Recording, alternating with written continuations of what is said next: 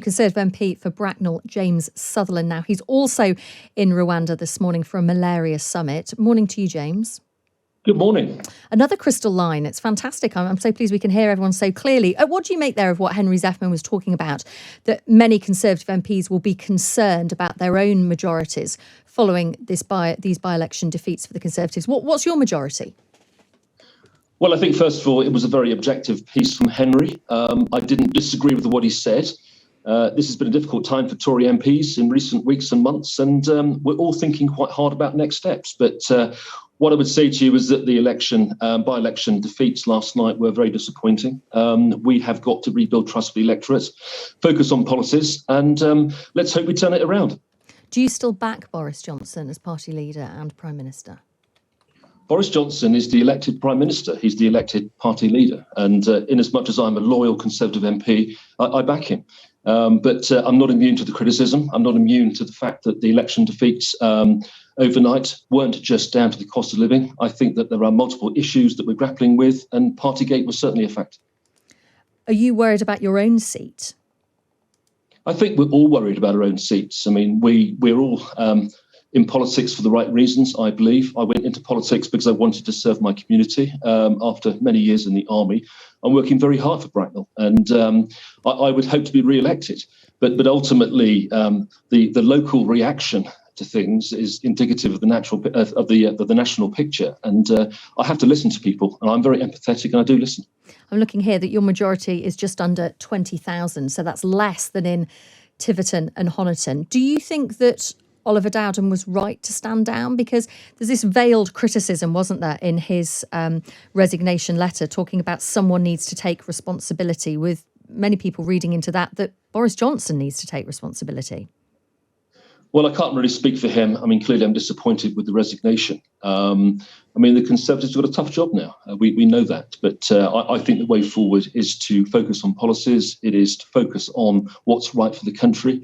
I think it's about also getting tax down. It's about cost of living crises and about supporting people. And I think ultimately, if we get the economy sorted out, people have money in their pockets, I think we stand a very good chance. The problem is the Prime Minister is talking about listening to voters and learning lessons. Many people would say he's been saying that for months. Some people would argue maybe years. But still, the Conservatives are losing by-election after by-election. So voters just don't really believe him, it would seem. Well, I mean, I can't speak for every voter, and I can't speak for the Prime Minister. He's clear in his mind. I think he wants to carry on. There are some very big macro issues right now that we're grappling with, whether it's the protocol, whether it's legacy, whether it's, the loose ends from Brexit. There's an awful lot to do. And in my humble view, I think that we need a stable administration to deliver those. This is about macro politics.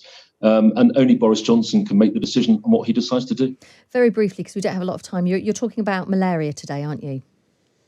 Yeah, I've been at the malaria summit in Kigali. Kigali is a fantastic city. I'm very impressed with it. And the summit was equally fantastic. And if there's one key point for me, for your viewers, is that we have got to commit to eradicating malaria and other neglected tropical diseases. I mean, we're on the cusp of doing something very, very special. We've got the vaccines now. We've got a lot of money coming in. But it's about governments, including the UK, committing to the next round of funding that's being led by the seventh replenishment. And I want to see the UK investing more in eradicating these appalling diseases. James Sunderland, thank you so much for your time today. He's Conservative MP for Bracknall. It is 8:26. Labour had a good night. Let's head to Wakefield now, where Simon Lightwood has won the by-election there, rebuilding one part of the Red Wall. Shadow Transport Secretary Louise Haigh is in Wakefield. Louise, you must be very happy this morning. Is this an endorsement of Keir Starmer, or was this a seat you really couldn't lose again? It was absolutely a resounding endorsement in Keir Starmer's Labour Party. I have to say, the result last night exceeded my wildest expectations. That swing to Labour, if replicated across the country, would deliver a general election win. So it's not an overstatement indeed to say that last night's result has put Labour firmly on the path to power. It's Labour's first by-election gain since Corby in 2012. When you're a party who hasn't been in power for 12 years, why do you think it's taken so long? I think we've had an awful lot of work to do in rebuilding the party from the loss of a historic loss of trust and collapse in our vote in 2019. And actually, in the last 2 and a bit years, Keir Starmer has turned our party around in a dramatic way to restore the faith of those voters that we've lost in places like Wakefield. And I think the story of Wakefield actually is not just that we've won back a significant proportion of those voters that we lost in 2019, but people who voted Tory their entire lives have voted Labour for the first time because they see in Keir Starmer a man that they can trust as Prime Minister, trust to run our economy and trust to deliver change because they are absolutely sick to the back teeth of this government that do not serve in their best interests and only seek to divide our country. Keir Starmer said that a win here, in his words, could be the birthplace of the next Labour government. Exactly does that mean?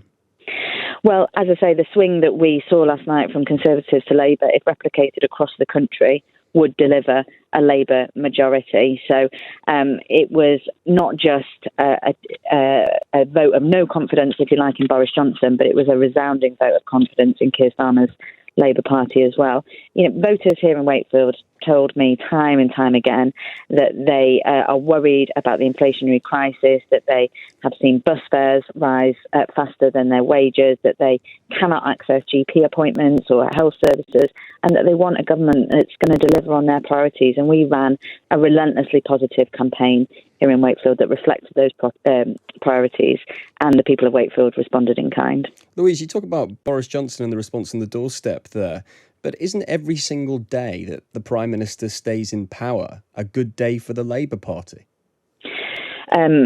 Every single day that we are out of power is a bad day. Until the next election, though. Say again, sorry? Until the next general election. If you're speaking to people and say he's so unpopular, then surely that's good for you.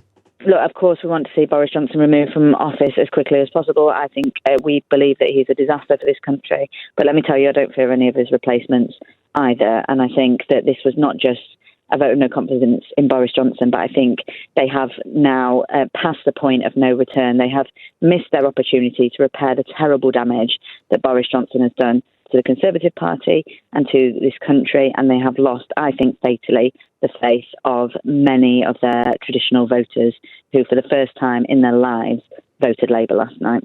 Just moving away from last night, just very briefly, there's obviously news of another strike coming up this summer with the action at Heathrow. Do you back the rail strikers and the BA action that's likely to come in July and August?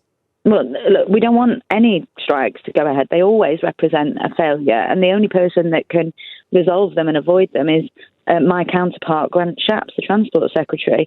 And if I were in his shoes right now, I would be immediately and urgently convening talks in order to resolve these disputes and avoid strike action. There is chaos happening on his watch, and he's not lifting a finger to resolve any of it. And I think that's exactly what people in Wakefield saw this week and last night, and voted with their feet in at the ballot box, literally, because they are sick to death of the government just trying to score political points and lay blame everywhere else rather than just roll up their sleeves, get on with the job of governing and sort out the problems that beset this country. The government have desperately tried to paint these strikes as somehow Labour's responsibility, which is absurd. We are in opposition. There is nothing we can do to help resolve these disputes and avoid these strikes. There is everything they can do, and they're refusing to do it. Have you been tempted to get your Sharpie out and join the picket line? No, because that's not how these will be resolved. Where if I were in government right now, I'd be convening talks just as we did and have done in Wales, where Labour are in power. That's what responsible government looks like, not like this shower we have in Westminster at the moment. Shadow Transport Secretary Louise Haigh joining us there from Wakefield.